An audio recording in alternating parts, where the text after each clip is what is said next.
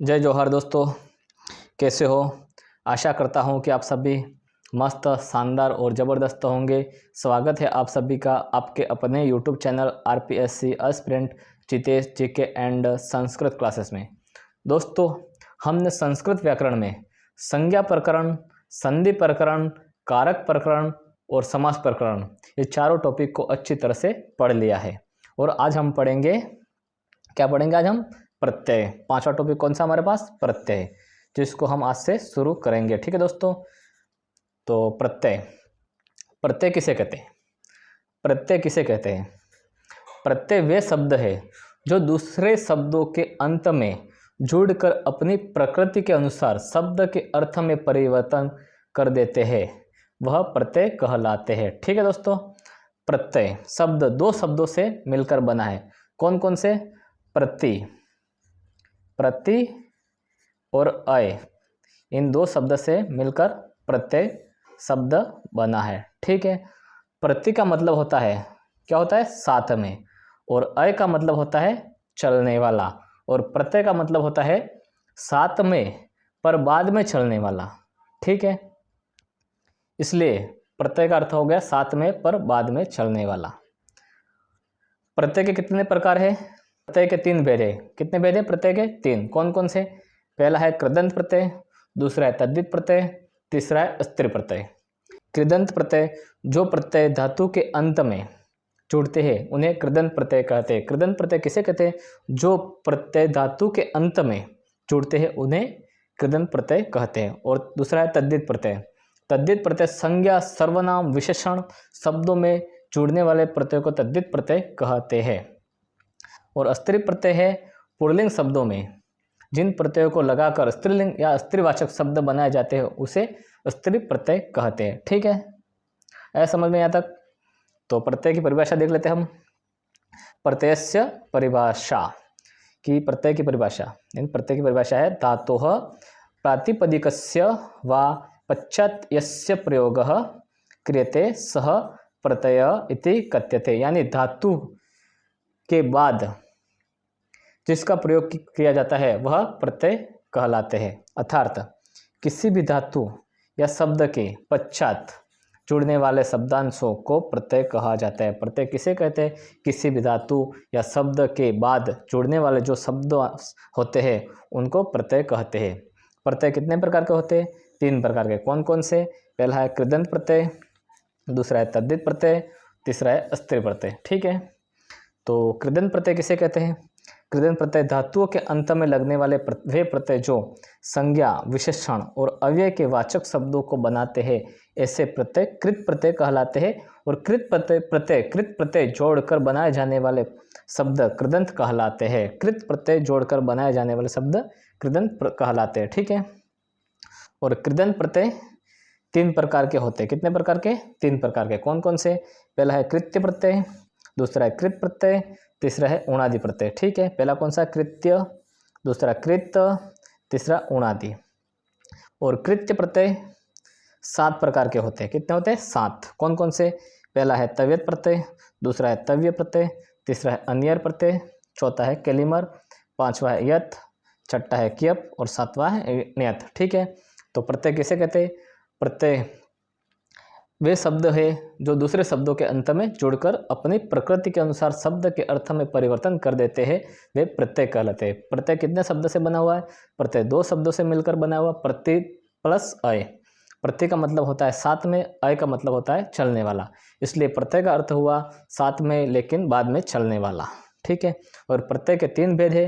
पहला है कृदंत प्रत्यय, दूसरा तद्धित, तीसरा स्त्री प्रत्यय। ठीक है, कृदंत प्रत्यय तीन प्रकार के होते हैं। पहला है कृत्य प्रत्यय, दूसरा है कृत प्रत्यय, तीसरा है उणादि प्रत्यय। और कृत्य प्रत्यय सात प्रकार के होते हैं। कितने?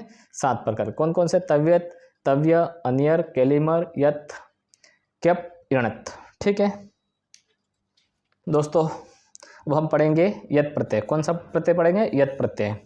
पहला प्रत्यय हमारे सामने है यत् प्रत्यय, जिसका विधायक सूत्र है अचोयत। क्या है? अचोयत। यत् प्रत्यय से विधायक सूत्र अस्ति अचोयत। ठीक है, यदि धातु के अंत में अच यानी स्वर हो तो धातु के पश्चात यत् प्रत्यय हो जाता है। यत् प्रत्यय कब होता है? जब धातु के अंत में स्वर हो तो धातु के पश्चात यत् प्रत्यय हो जाता है। ठीक है, यत् प्रत्यय में यह शेष रहता है। क्या शेष रहता है? यह। और यत् प्रत्यय में त की इत संज्ञा हो जाती है। ठीक है, जिसके नियम है धातु के अंत में ई ऋस्वई दीर्घई हो तो उनका गुण आदेश होता है। कि पहला नियम क्या कहता है? हमारे धातु के अंत में ऋस्व ई या दीर्घ ई हो तो उनका गुण आदेश होता है। ठीक है, जैसे ची धन यत। ठीक है, ची धन यत, ची धातु है तो ची में क्या है? ऋस्व ई है। यहाँ पे टुकड़े कर लेते एक बार, च धन ई धन य, और इस त की क्या हो जाएगी? इत संज्ञा, इसलिए यह शेष रहेगा। ठीक है, तो ए का क्या आदेश होगा? गुण आदेश। तो गुण का क्या होगा? ए हो जाएगा। तो छ धन ए धन य क्या बनेगा? चेय। क्या बनेगा? चेय। ठीक है, दूसरा है धातु के अंत में उ हो उन्हें गुण के बाद अयादि आदेश होगा। कि धातु के अंत में अगर ह्रस्व उ या दीर्घ उ हो तो गुण करने के बाद उसके बाद अयादि आदेश होगा। ठीक है, और तीसरा नियम कहता है धातु के अंत में आ ए ऐ ओ हो तो उन्हें इद्यति सूत्र से ई होकर गुण आदेश होगा। क्या होगा? धातु के अंत में यदि आ है, ए है, ऐ है, ओ है तो उन्हें इद्यति सूत्र से दीर्घ ई होकर गुण आदेश होगा। क्या आदेश होगा? गुण आदेश। और अपवाद के रूप में यह प्रत्यय लब, रम, शक, शह, सप, जप, लप, तक, सस, चत, जन, यत, गद, पद, चर, यम, वह, मुद धातुओं के साथ प्रयुक्त होता है। कि यह प्रत्यय अपवाद के रूप में किन किन धातुओं के साथ प्रयुक्त होगा? लब धातु के साथ, रम धातु के साथ, शक धातु के साथ, सह धातु के साथ, शप धातु के साथ, जप धातु के साथ, लप धातु के साथ, तक, सच, चत, जन, यत, गद, पद, चर, यम, वह, मुद इन सभी धातुओं के साथ प्रयुक्त होगा। ठीक है, और पांचवा नियम क्या है? वह धातु जिसके अंत में प वर्ग, क्या है? जिस धातु के अंत में प वर्ग का वर्ण हो तथा उपधा में अ की मात्रा हो उसमें कर्मवाच्य भाववाच्य के रूप में यत् प्रत्यय प्रयुक्त होता है। ठीक है दोस्तों, ये हो गए 5 यत् प्रत्यय के नियम। तो आपके सामने यत् प्रत्यय के उदाहरण है। ठीक है, जिसमें से पहला उदाहरण है आपके सामने ची धन यत्। ची धन यत् क्या हुआ? चेयम। ठीक है, दूसरा है बी धन यत्, क्या बनेगा? भेयम। जी धन यत् क्या बनेगा? जयम। नि धन यत् नेयम। कौन सा प्रत्यय हुआ? यत् प्रत्यय। ठीक है, पांचवा है सी धन यत्, शय्यम। इक्षि धन यत्, क्षयम। कृ धन यत्, क्रेयम। ठीक है, आठवां उदाहरण है श्रु धन यत्, क्या बनेगा? श्रव्य। और ये श्रव्य कैसे बना? यहाँ ऊपर से श्रु धन यत्। ठीक है, श्रु धन यत्, तो यत् में त की संज्ञा होगी, क्या शेष रहा? य। ठीक है, श्रु में श्रु क्या है? उकारांत धातु है। ठीक है, तो हमने दूसरा हमारे पास नियम था कौन सा? धातु के अंत में ऋस्व उ दीर्घ उ हो तो उन्हें क्या करना है? गुण करना है। ठीक है, तो यहाँ इस धातु में क्या है? दीर्घ ऋस्व उ है। क्या है? ऋस्व उ। तो ऋस्व उ को निकाल दिया तो क्या करेंगे? गुण करेंगे। गुण करेंगे तो क्या आ जाएगा? ओ आ जाएगा। ठीक है, ओ आ गया यहाँ पे, तो ओ आ जाएगा। तो क्या अपना नियम क्या था? धातु के अंत में ऋस्व उ दीर्घ उ हो उन्हें गुण करते, गुण के बाद क्या करेंगे? अयादि, तो ओ के स्थान पर अवादेश हो जाएगा। क्या बनेगा? श्रव्य। आया समझ में? ठीक है, कि हमने पढ़ा था नियम नंबर 2 जिसमें हमने पढ़ा था धातु के अंत में ऋस्व उ दीर्घ उ हो, ऋस्व उ या दीर्घ उ, ऋस्व उ या दीर्घ उ हो तो उन्हें गुण करेंगे, गुण के बाद अयादि आदेश करेंगे। ठीक है, तो यहाँ पे हमने गुण कर दिया, गुण के बाद हमने अयादि आदेश कर दिया, बन गया श्रव्य। ठीक है, उसी प्रकार ये लु धन यत् क्या बनेगा? लव्य। हु धन यत् क्या बनेगा? हव्यम। पू धन यत् क्या बनेगा? पव्यम। भू धन यत् क्या बनेगा? भव्यम। ठीक है, 13 नंबर का उदाहरण है दा धन यत्। दा धन यत् क्या बनेगा? देयम। कैसे बना देयम? हमने नियम नंबर 3 पढ़ा था जिसमें हमने क्या पढ़ा था?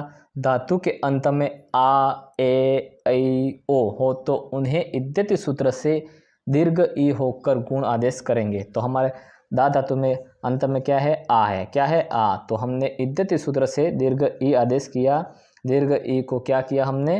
गुण आदेश किया। उसके बाद क्या बना? देयम। ठीक है। उसी प्रकार गैधन यत क्या बनेगा? गेयम। पादन यत क्या बनेगा? पेयम। देयधन यत क्या बनेगा? देयम। ज्ञाधन यत क्या बनेगा? गेयम। दियधन यत क्या बनेगा? देयम। लब्धन यत क्या बनेगा? लभ्यः। शकधन यत क्या बनेगा? शक्यः। लपधन यत क्या बनेगा? लप्यः। सहधन यत क्या बनेगा? संयम। गदधन यत क्या बनेगा? गद्यम। मदधन यत क्या बनेगा? मध्यम। चरधन यत क्या बनेगा? चर्यम। यमधन यत क्या बनेगा? यम्यम। जपधन यत क्या बनेगा? जप्यम। सपधन यत क्या बनेगा? सप्यम। लभधन यत क्या बनेगा? लभ्यम।